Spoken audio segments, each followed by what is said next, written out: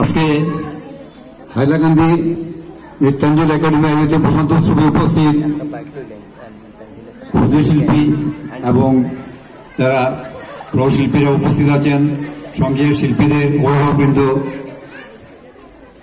তৎসঙ্গে উপস্থিত রামকৃষ্ণ সভা সমিতির কর্মকর্তা এবং অন্যান্য উপস্থিত অন্যান্য ব্যক্তিগণ, সবাইকে আজকের এই বসন্ত উৎসবে কবিতা উৎসবে দেখতে পাচ্ছেন।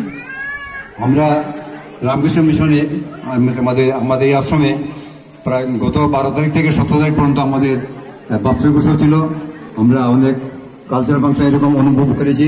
তো আজকের যে বসন্ত উৎসব, আজকের তারিখে যেটা আমাদের একটা রামকৃষ্ণ সভা সমিতির পক্ষে একটা অতিরিক্ত পাওনা, আমরা এটা এই আনন্দ আমরা আজকের এই অতিরিক্ত পাওনা হিসেবে আমরা গ্রহণ করছি।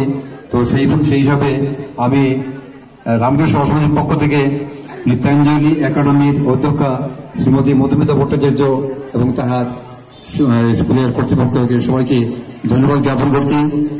তো আজকের এই বসন্ত উৎসব বিভিন্ন আমাদের বাংলা সংস্কৃতি প্রেমী যারা আছেন সর্বত্রই, কলকাতা তো আছেই, শান্তিনিকেতন আজকের দিনে বসন্ত উৎসব খুব মর্যাদার সঙ্গে, বসন্ত পূর্ণিমা তিথিতে মর্যাদার সঙ্গে পালিত হয়ে আসছে।